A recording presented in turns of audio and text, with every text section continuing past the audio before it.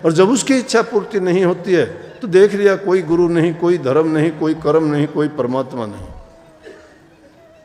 संसारी चाह रख के जो लोग आते हैं, लेकिन ऐसे जो चाह रखने के लिए जाते हैं उनको परमात्मा देता भी नहीं है। आप सभी को प्यार भरी राधा स्वामी जी। देखिए, जो आज का सत्संग का विषय है उससे महाराज ने बताया कि आप क्यों धन के पीछे भागते हो, क्यों आप अपने मन को बेकार में ही चिंतित करते हो। गुरु महाराज जी ने बताया कि अगर आपने सच्चे गुरु का हाथ पकड़ा है तो गुरु आपके अपने आप संभाल करेंगे। गुरु आपको हर मुसीबत से निकाल देंगे और आपके जीवन में जगमग रोशनी भर देंगे। गुरु महाराज जी ने बताया कि हमेशा अच्छे कर्म कीजिए, कर्मों के आधार पर ही आपका जीवन होता है। अगर आप अच्छे कर्म करते हैं तो आपका जीवन बड़ा ही सार्थक और सरल हो जाता है, और अगर आप बुरे कर्म करते हैं तो वे बुरे कर्म आपको वापस लौटेंगे। वो बुरे कर्म आपके जीवन को तहस नहस कर देंगे और आपको कभी भी सुख प्राप्त नहीं कर पाएंगे। और साथ ही साथ गुरु महाराज जी ने बताया कि किस तरह अपने जीवन को पवित्र बना सकते हैं। तो चलिए अब किस समय सत्संग को शुरू करते हैं। कृपया सत्संग को पूरा सुनकर पुण्य भागीदार अवश्य बनिए। राधा स्वामी। संत कहते हैं अब तो सोच समझ के न चाल, गलती में भैया बनी सो बनी। जो गलती में हो गई उसको भूल जाओ, अब सोच समझ के चलो। वो वक्त हमारे पास है सोचने का, समझने का। इंसान का चोला मिला है, अपनी तुलना करके देखो। दुनिया के 84 लाख के जीव जंतु पशु पक्षी जितने भी हैं, हम सबसे उत्तम हैं। इंसानों में भी सबसे उत्तम है। हमारे ही भाई बंधु देखो, कई बेचारे अंधे हैं, कोई लूले हैं, कोई लंगड़े हैं, कोई गोरा है, कोई काला है, लेकिन सही तो वो है जो गुरु के रंग में रंगा गया। ये रूप हुसन धन दौलत कोई नहीं देखता, प्रभु हृदय का प्यार देखता है, पवित्रता देखता है, शुद्धता देखता है। और वो शुद्धता ना तीर्थों में मिलेगी, ना व्रतों में मिलेगी, ना आरती उतारने में मिलेगी, ना धूप दीप बत्ती जलाने में मिलेगी। वो आपको मिलेगी नाम की भक्ति करने से। नाम की भक्ति की जुक्ति सतगुरु से मिलती है, और सतगुरु उसका बखान बड़े सहज में करते हैं उसको। इसीलिए हमारे राधा स्वामी मत में स्वामी जी महाराज ने कही ना कि उसको 8 वर्ष का बच्चा भी 60 वर्ष का बूढ़ा भी आराम से उसको अपना सकता है, कर सकता है।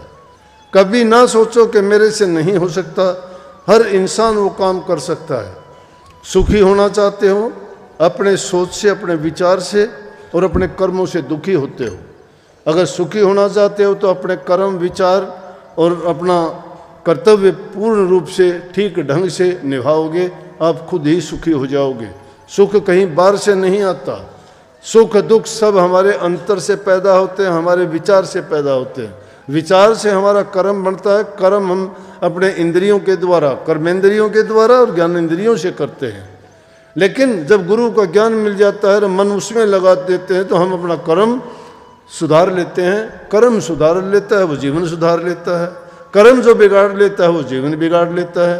तो इसलिए दूसरी चीज आई कि गुरु की शरण लेके अपने कर्म को सुधारो। कर्म के सुधार के लिए बहुत अच्छी अच्छी चीजें, संगति नेक इंसानों की करो। दुष्ट आदमियों की संगति कर लोगे, तुम्हारा कराया 2 मिनट में नाश कर देंगे। क्यों? कि सोचने की बात है, एक चीज बनाने के लिए तुम्हें कितनी मेहनत करनी पड़ती है। एक चीज जब बनाते हो कितनी चीजें। अब ये शेड बनाने के लिए देखो क्या क्या काम करने पड़े होंगे। पैसे की जरूरत पड़ी, इसके लिए लोहे की ज़रूरत पड़ी, मिस्त्री ने काम किया, जाके ये चीज़ कहाँ कहाँ से लाए, कितने दिन में जोड़े, इसके बनाने में साल 6 महीना लग गया। और अब अगर तुम्हें इसको तोड़ने के लिए कहा जाए 1 हफ्ते में सब तोड़ के भगा दोगे। किसी चीज़ को बर्बाद करने के लिए टाइम नहीं लगता, आबाद करने के लिए बड़ा टाइम लगता है। दुर्गुण अपने आप इस तरह से आ जाते हैं, लेकिन अच्छे गुण अपनाने के लिए आदमी को बहुत मेहनत करनी पड़ती है। उस मेहनत के लिए भी आदमी को हर प्रकार से सतर्क रह के करना पड़ता है काम, नहीं तो थोड़ी सी भी लापरवाही होती है, वहाँ किया कुआया सब नष्ट हो जाता है।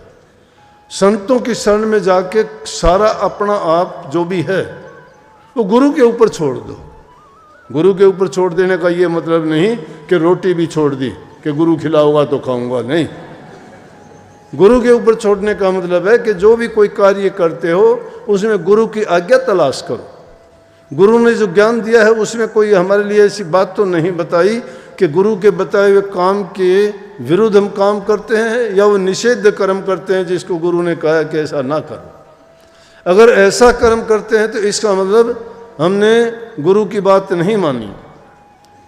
क्योंकि अपना मन जब तक गुरु के मन के अधीन नहीं करोगे तब तक तो ये दुख यूं ही भोगने पड़ेंगे। तब तक ना कोई भजन बनेगा, न सुमन बनेगा, ना कोई अभ्यास बनेगा। गुरु की शरण में जब गए हो तो अपना तन मन धन हर प्रकार से गुरु के समर्पित हो जाओ। और समर्पित होने का मतलब होता है कि आदमी अपनी मन से कोई काम ना करे, अपनी इच्छा से कोई काम ना करे, हर चीज़ में गुरु की मौज और तलाश करे।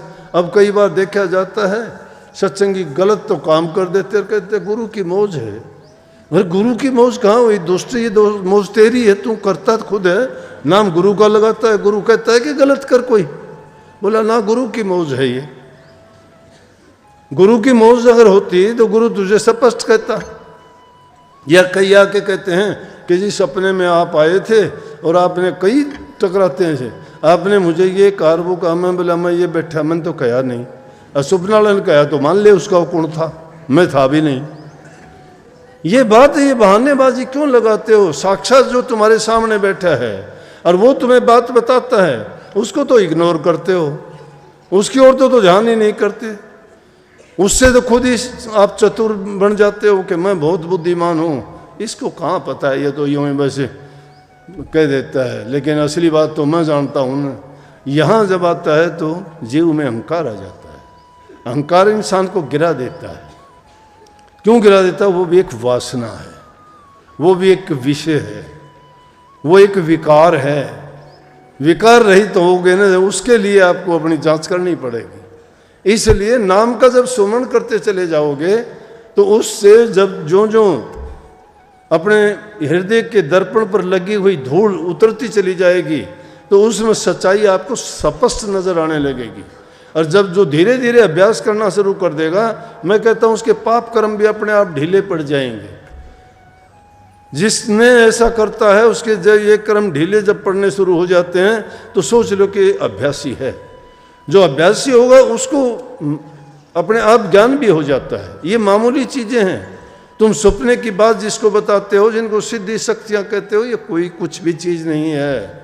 ये तो इतनी सहज चीज है, तुम देख के हैरान होते, बाजीगर का खेल है ये तो कुछ ही दिन में आ जाएगा। तुम्हें जिस चीज की सिद्धि करोगे वो सिद्धि तुम में आ जाएगी। बता दूंगा तरीका मैं। दूसरे के मन को भी पढ़ लोगे कि क्या चाहता है, क्या करना चाहता है, ये कैसा इंसान, जान लोगे, सहज बात है। लेकिन अपने बारे में जानने का प्रयास पहले करो। जो इंसान अपने आप को टटोल लेता है, अपने आप को जान लेता है ना, वो खुदा को जान लेता है। जो अपने आप को नहीं जाना, खुदा को क्या खाक जानेगा। चंद दिन का जीना है, जीवन बहुत छोटा है। ये मत सोचो, कोई भरोसा नहीं है इस जीवन का। लेकिन जब तक हैं हम, जब तक सांस तब तक आस। और सीधी इस बात यह है कि परमात्मा को पाने में कोई कठिन बात भी नहीं है। दुनियादारी की तरफ से मन को हटा के एकदम प्रभु की तरफ मन को जोड़ दीजिए। सारी व्याधि, सब बीमारी, सब तकलीफ, सब परेशानियां सब दूर हो जाएंगी। क्यों? वो परेशानियां हमने अपना रखी हैं, उनसे हम खुद चिपटे हुए हैं। उन्होंने हमें नहीं पकड़ा है, हमने अपने आप लगाई हैं। वो बंधन पे बंधन लगा लिए हमने। सोचते हैं हम ही करता धरता हरता हम हैं, हमने ये मकान बनाना है, हमने बच्चों की शादी करनी है। अरे सब के सब धरे रह जाते, तुम चले जाते हो, बच्चे की शादी नहीं हो, मकान भी नहीं बना, तुम्हारा वो काम भी नहीं हुआ जो जो सोचे, सब छोड़ के क्यों चले गए? तो अपनी चेती होत नहीं, प्रभु चेती तत्काल बलि चाहे आकाश कोर पर भी उठायो पता।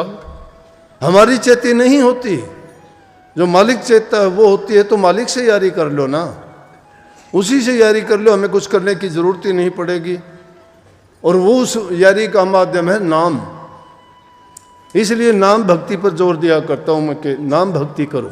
और नाम भक्ति कहाँ से मिलेगी? गुरु भक्ति से। और गुरु भक्ति कब मिलेगी? जब गुरु की शरण दृढ़ करके पकड़ोगे। जब तक गुरु की शरण में दृढ़ नहीं हो, तुम्हारे हृदय में प्रेम, प्रीत और प्रतीति नहीं है। जब तक ये तीन चीज नहीं है तब तक भक्ति के लायक नहीं हो। प्रेम, प्रीत और प्रतीत। प्रेम पक्का, प्रीति और प्रतीत विश्वास। छिंच डच उतर वो तो प्रेम ना, वो प्रेम नहीं है। एक छिन में प्रेम चढ़ जाए एक में।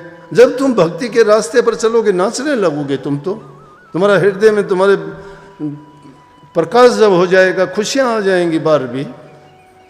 क्यों कहते कि मेरा नाच बांध घुंघरू नाची? अरे जब अंदर में तुम्हारा मन नाचेगा, तुम्हारी रूह नाचेगी, तो शरीर भी नाच शुरू कर देगा। अकेली वो नहीं नाचती। जब मीरा ने उस हरि रस को, उस आनंद को जब अंदर में प्राप्त किया, जब रूह उसकी ऊपर गई, वो आनंदित हो गई सब विषय से अलग होके, और वो खुशी मिली, तो उसकी रूह ने नाचना शुरू कर दिया। इस अंधे घर में प्रकाश हो गया, रोशनी हो गई, खुशियां हो गई। और जब अंदर से नाचती है तो घुंघरू बांध के बाहर भी नाचने लगी। लोक लाज दुनिया की सब भूल गई। किस लिए भूल गई? उनसे कोई लगाव ही नहीं था। किससे शर्म, किसकी लाज? कौन हंसता है उस पर, कौन मजाक उड़ाता है? जिनको मानता ही नहीं वो उसका मजाक करो, हंसी करो। उसे मानना है उसको खुश करने के लिए। वो खुश है, वो उसके हृदय में है, वो उसके सिवाय है नहीं।